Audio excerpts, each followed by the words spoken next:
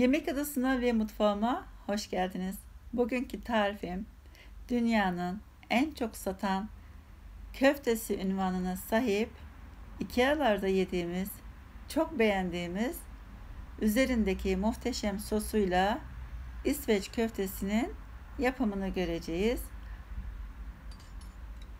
Bu nefis köfteyi ben evde nasıl yapmışım?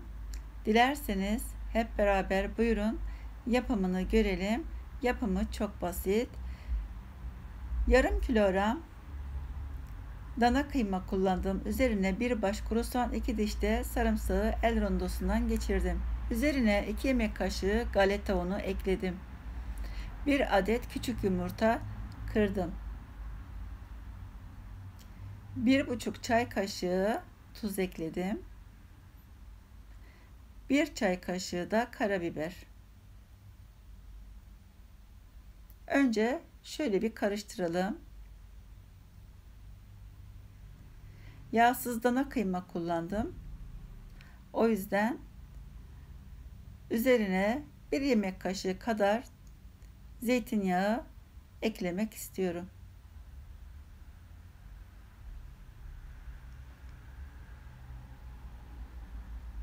Güzelce karıştıralım. Daha sonra üzerine 2 yemek kaşığı krema ekleyeceğim. Önce şu anda 1 yemek kaşığı ekledim. Onu güzelce bir yediriyorum. Daha sonra 1 kaşık daha krema ekleyeceğim. Onu da güzelce yedireceğim. Çok güzel yoğurmamız gerekiyor. Özelliği bu. Yoğurduktan sonra yarım saat da dinlendirebilirsiniz.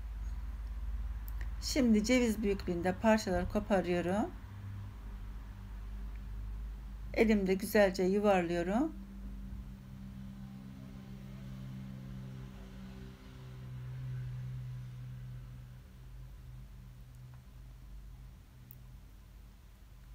Yanında patates de kızartacağım.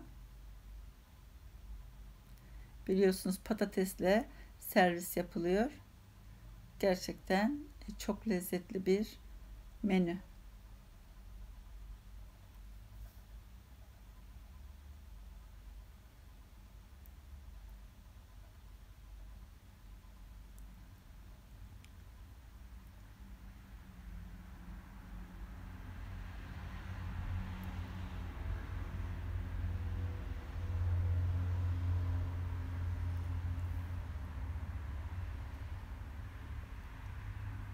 Şimdi tavamıza yeteri miktarda zeytinyağı ekledim ben. Dilerseniz çiçek yağı da kullanabilirsiniz. Yağımızın iyice ısınmasını bekleyelim. Yağ iyice ısındıktan sonra köftelerimizi yavaş yavaş tavaya bırakalım.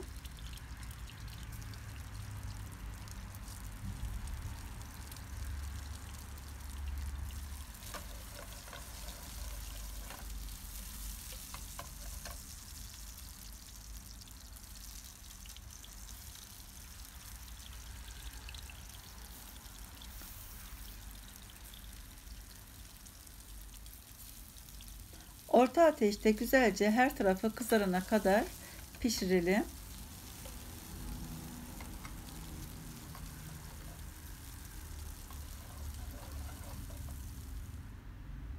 Şimdi sosunu hazırlayalım.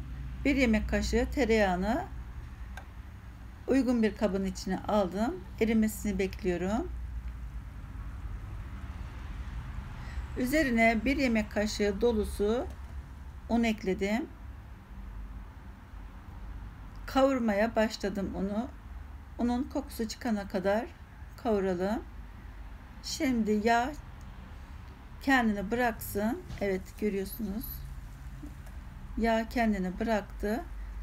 Şimdi üzerine 1,5 su bardağı, varsa et suyu kullanabilirsiniz.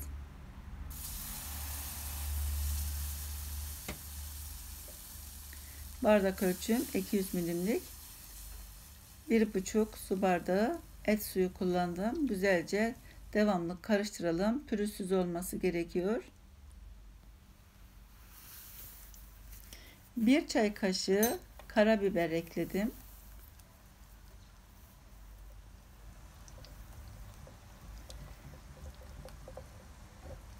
2 yemek kaşığı da krema ekledim. 1 yemek kaşığı soya sosu ekledim. Şahane bir sos hazırlamış oldum. Köftelerimiz de bu arada pişti. Patates de kızarttım yanında. Şimdi artık servis yapabiliriz. Gayet güzel, nefis kokuyor ve çok lezzetli bir menü. Çocuklarınız bu tarife bayılacaktır eminim. Şimdi hazırlamış olduğumuz sosu üzerine gezdirelim bu şekilde. İnanın sosu köftesinden daha lezzetli oldu. Mutlaka denemenizi öneririm. Eğer buraya kadar da izliyorsanız ve tarifimi beğendiyseniz lütfen beğen tuşuna basıp abone değilseniz de abone olup bildirim ziline basarsanız tariflerimden anında haberdar olursunuz. İzlediğiniz için çok teşekkür ediyorum.